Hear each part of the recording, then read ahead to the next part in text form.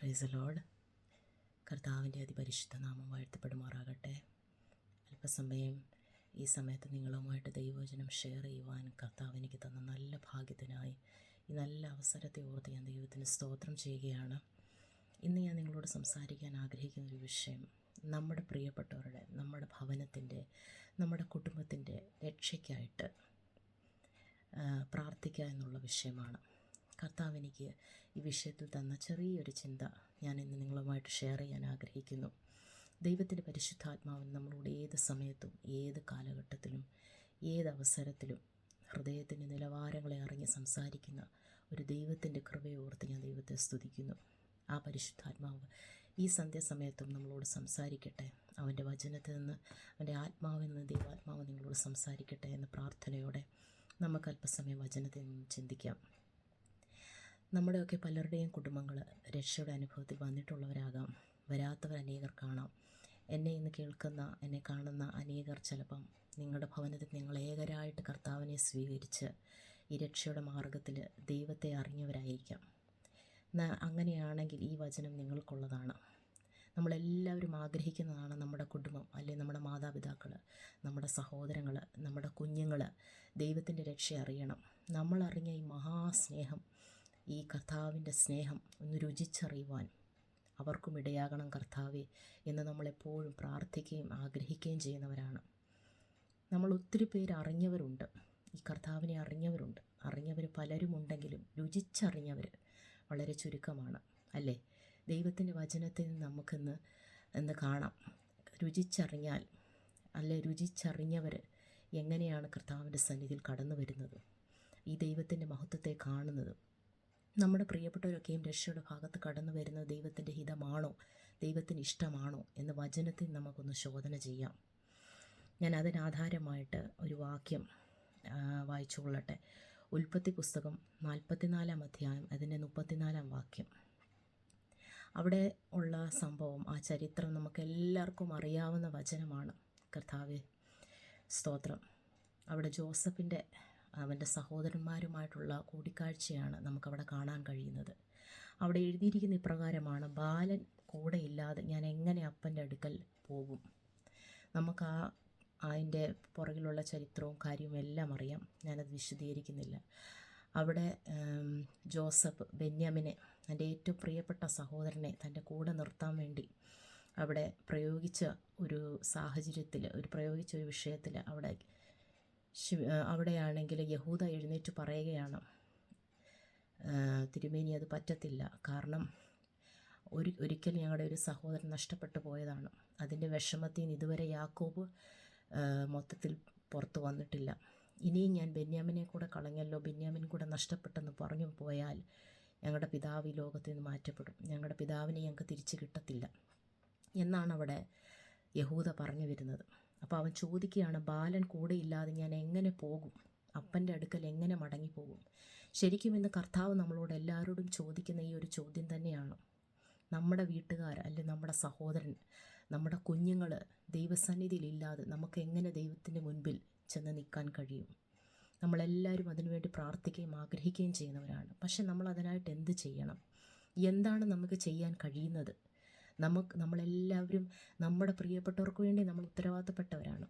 അവരുടെ മേൽ അവരുടെ ഒരു രക്ഷ നമ്മുടെയും കൂടെ ഒരു ഉത്തരവാദിത്തമാണ്, നമ്മുടെ റെസ്പോൺസിബിലിറ്റിയാണ്.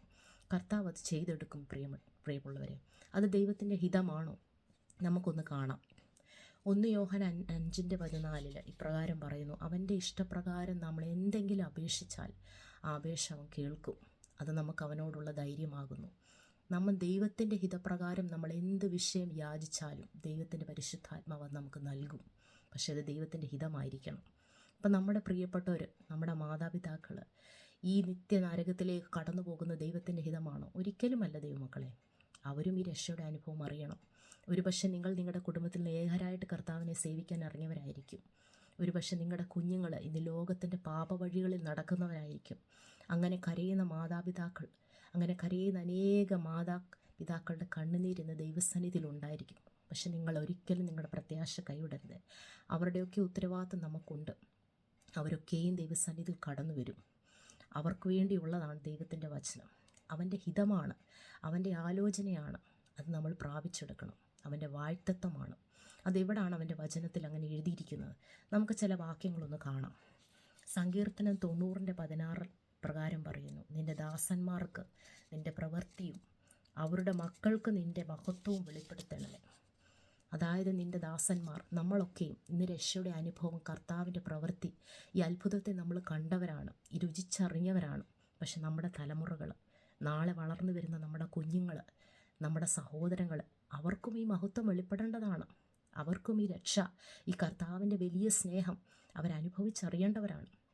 അവിടെ സങ്കീർത്തനക്കാരൻ പ്രാർത്ഥിക്കുകയാണ്. പഴയ നിയമത്തിൽ ഇത് ശരിക്കും പറയുന്നത് നമ്മുടെ തലമുറകൾ ദൈവത്തിൻ്റെ ഈ നന്മ, ഇത്ര വലിയ കർത്താവിൻ്റെ സൗഭാഗ്യം, ഈ സ്നേഹം അവർ രുചിച്ചറിയേണ്ടതാണ്.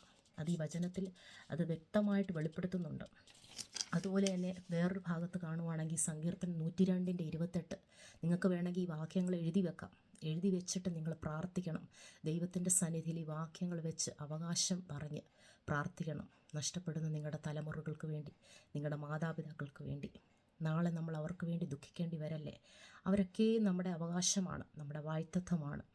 നിങ്ങളെയൊക്കെ കർത്താവ് അതിനായിട്ടാണ് വിളിച്ചിരിക്കുന്നത്. നിങ്ങളുടെ കുടുംബങ്ങൾക്ക് വേണ്ടി, നിങ്ങളുടെ മാതാപിതാക്കളെ, സഹോദരങ്ങളെ, കുഞ്ഞുങ്ങളെ, ദേശം, ഇതൊക്കെയും കർത്താവ് നമ്മളെ ഏൽപ്പിച്ചതാണ്. ധൈര്യത്തോടെ നമുക്കിന്ന് കർത്താവിൻ്റെ സന്നിധിയിൽ അവർക്ക് വേണ്ടി അപേക്ഷിക്കാം. അവിടെ ഇപ്രകാരമാണ് പറയുന്നത്, നിൻ്റെ ദാസന്മാരുടെ മക്കൾ നിർഭയം വസിക്കും, അവരുടെ സന്തതി നിൻ്റെ സന്നിധിയിൽ നിലനിൽക്കും. അതായത് നമ്മുടെയൊക്കെ കുഞ്ഞുങ്ങൾ ദൈവസന്നിധിയിൽ നിൽക്കേണ്ടവരാണ്. ഈ ലോകത്തിൻ്റെ പാപ സ്വഭാവങ്ങളിലും ലോകത്തിൻ്റെ വെറുക്കൂത്തുകളിൽ പോകേണ്ടവരല്ല നമ്മുടെ കുഞ്ഞുങ്ങൾ. അങ്ങനെ അവർ പോകുന്നുണ്ടെങ്കിൽ നിങ്ങൾ ദുഃഖിക്കേണ്ടതില്ല. കർത്താവിൻ്റെ സന്നിധിയിൽ ഒന്ന് ഏൽപ്പിച്ചു കൊടുത്താട്ടെ. പരിശുദ്ധാത്മാവ് അവരൊക്കെയും വിടുവിക്കും. നമ്മുടെ പ്രാർത്ഥനകളൊന്നും വെറുതെയല്ല ദൈവമക്കളെ. നമ്മൾ ദൈവസന്നിധിയിൽ ഇരിക്കുന്നതും നിലവിളിക്കുന്നതും ചിലപ്പോൾ വർഷങ്ങളായിട്ട് നിങ്ങൾ പ്രാർത്ഥിക്കുന്നവരാകാം. പക്ഷെ അതിനൊക്കെ ഒരു പ്രതിഫലമുണ്ട്. കർത്താവിൻ്റെ വചനം പറയുന്നില്ലേ, ഒരു പ്രതിഫലമുണ്ടാകും നിശ്ചയം. തീർച്ചയായിട്ടും നമ്മുടെ കണ്ണുനീര്, നമ്മുടെ പ്രാർത്ഥന ദൈവത്തിൻ്റെ സന്നിധിയിലെത്തും. വേറൊരിടത്ത് പറയുന്നുണ്ട്, ഏഷ്യാവിൻ്റെ പുസ്തകത്തിൽ, ഏഷ്യാവ് 49:17 നിൻ്റെ മക്കൾ ബധ്യപ്പെട്ടു വരും.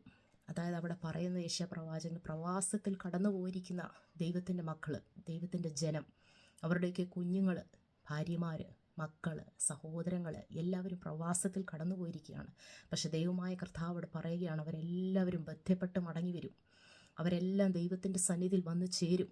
അങ്ങനെയുള്ളൊരു ദിവസം നമുക്കുണ്ട് ദൈവമക്കളെ. ആ പ്രത്യാശയോടെ നമുക്ക് പ്രാർത്ഥിക്കാം. ഏഷ്യാവ് 54:13 ഇപ്രകാരം പറയുന്നു, നിൻ്റെ മക്കൾ എല്ലാവരും യഹോവയാൽ ഉപദേശിക്കപ്പെട്ടവരും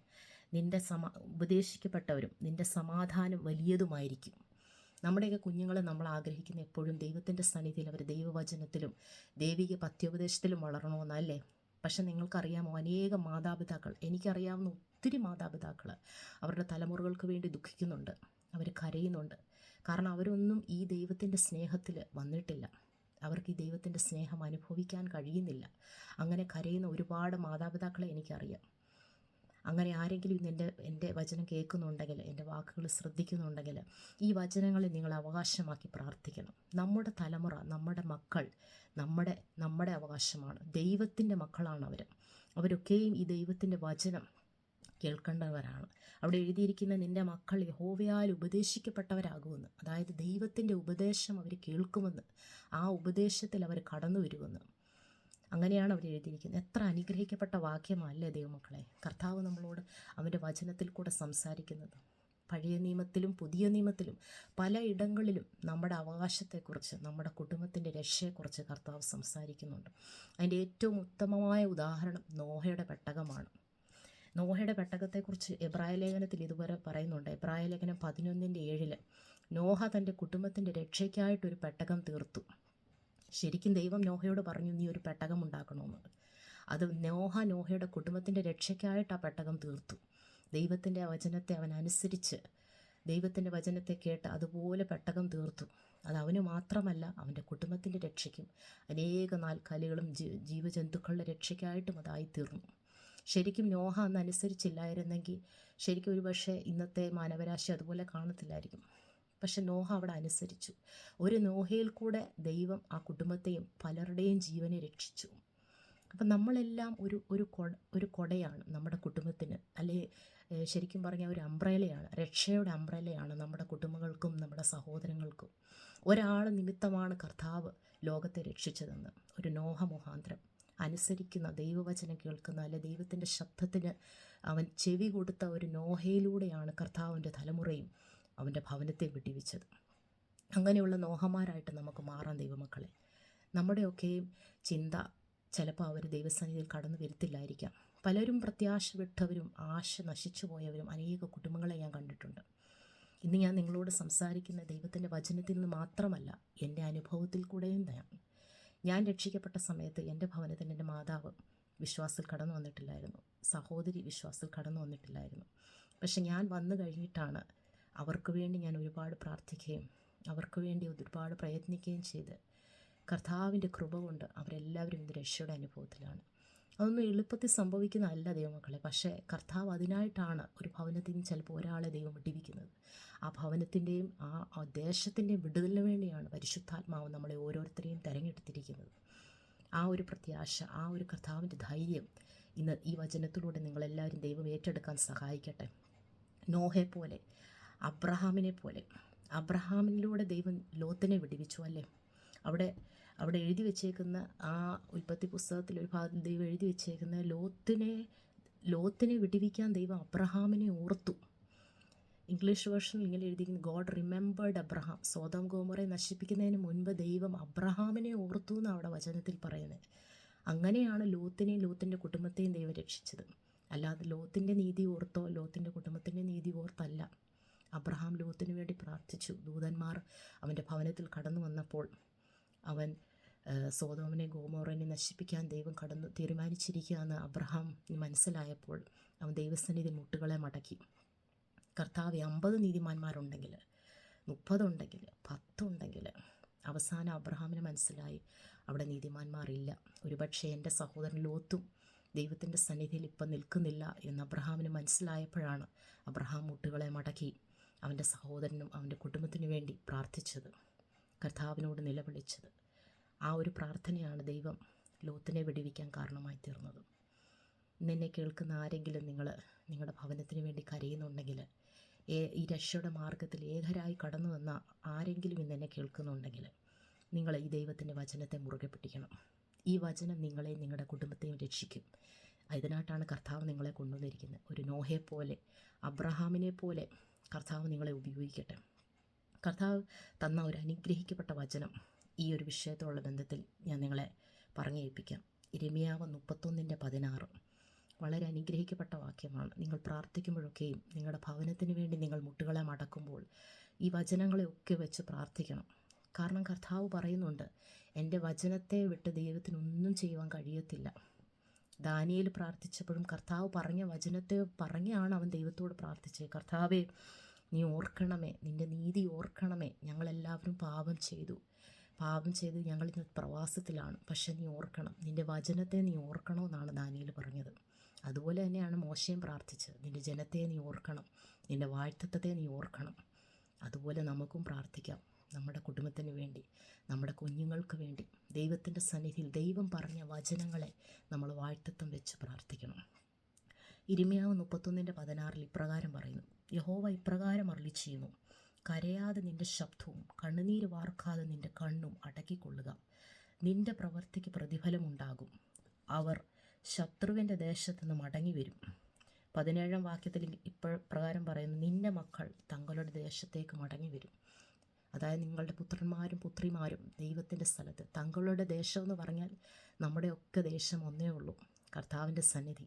അത് കണ്ടല്ലേ നമ്മൾ ഈ വിശ്വാസത്തിലേക്ക് ഇറങ്ങി. ഈ ലോകമല്ലല്ലോ നമ്മുടെ ദേശം. കർത്താവിൻ്റെ സന്നിധി നമ്മുടെ കുഞ്ഞുങ്ങളും കടന്നു വരും, നമ്മുടെ മാതാപിതാക്കളും നമ്മുടെ കുടുംബങ്ങളും കടന്നു വരും. അതിനായിട്ട് നിങ്ങൾ പ്രാർത്ഥിക്കാം. മടുത്തു പോകാതെ പ്രത്യാശയോടെ ദൈവത്തിൻ്റെ സന്നിധിയിൽ ഈ വാഴ്ത്തത്വങ്ങളെ, ഈ വചനങ്ങളെ വെച്ച് നിങ്ങൾ പ്രാർത്ഥിക്കാം. കർത്താവ് നിങ്ങളെവരെയും സഹായിക്കുമാറാകട്ടെ.